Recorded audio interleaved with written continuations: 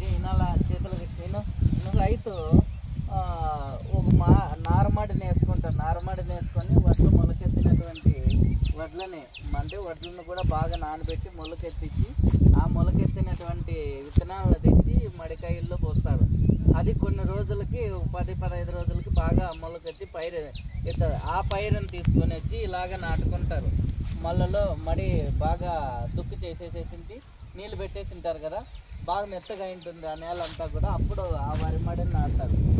ఆ వరి మడిని నాటి దాదాపు 20 రోజుల దాకా దాన్ని బాగా శ్రద్ధగా చూసుకుంటారు. దాంట్లో కలప రాకోకుండా, మరి నీళ్ళు ఎప్పుడూ ఆరిపోకోకుండా ఎప్పుడూ నీళ్ళు పెడతారు. మరి రాత్రిపూట కూడా వెళ్తారు నీళ్ళు పట్టేకి, పొగలాయి నీళ్ళు పెడతారు.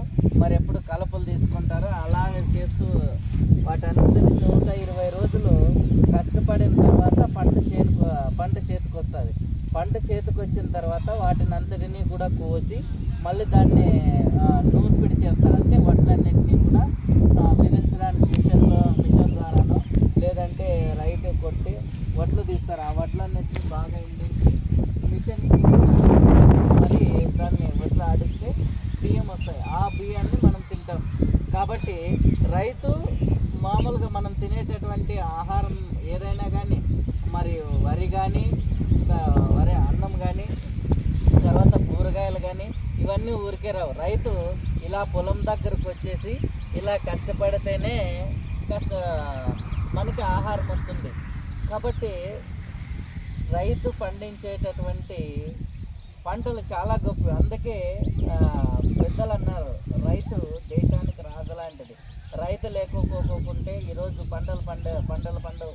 రైతు పంటలు పండించకపోతే ఈరోజు ఆకలి కేకలతో దేశం అధోగతి అవుతుండే.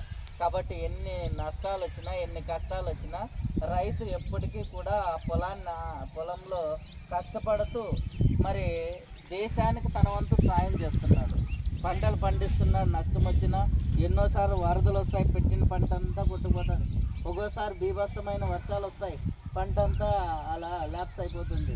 ఒక్కోసారి ఏం పంట రాదు, కానీ నీళ్ళు తక్కువ వస్తాయి, అప్పుడు కూడా నష్టపోతాడు. ఎన్ని నష్టాలు వచ్చినప్పటికీ కూడా రైతు మరి ఏమాత్రము భయపడుకోకుండా, దిగులు చెందుకోకుండా మరి తన వంతు సహాయంగా దేశానికి తిండి పెడుతున్నారు.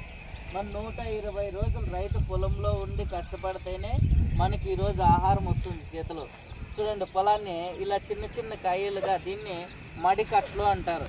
ఇలా చిన్న చిన్న కాయలుగా పెట్టుకొని వాటిలో నాటుతారు. బాగా అంటే పెద్దగా ఇలాగా కాయలు పెట్టుకుంటారు. మరి పెట్టుకొని నాటుకున్న తర్వాత నాటేసి వస్తే కాదు, మళ్ళీ దాన్ని బాగా ప్రతిరోజు వెళ్ళి చూస్తుంటాడు. రోజు బాగా పైరు ఎదుగుతుందా లేదా, లేదంటే ఏమైనా రోగం వచ్చిందే, ఏమైనా మందులు కొట్టాలా అనేది బాగా ఎప్పటికప్పుడు గమనిస్తూ ఉంటాడు రైతు.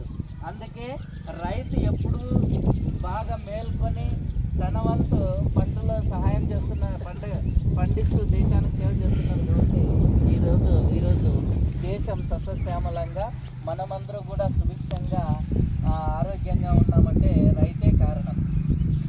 ఓకేనా? మరి అలాంటి రైతుకి అందరికీ మనము ఒకసారి క్లాస్ పెడదామా? ఓకేనా?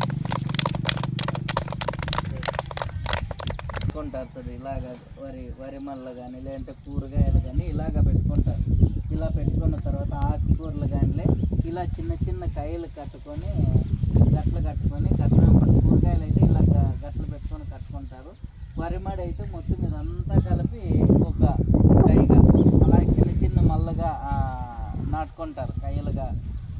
మరి దాని లోపల బాగా నీళ్లు పెట్టి బాగా దుక్కి చేసి బాగా నేలంతా మెత్తబడిన తర్వాత రైతులు పంటను నాటుతారు. ఓకేనా? చూసినారు కదా రైతు యొక్క కష్టం. పదమ్మా.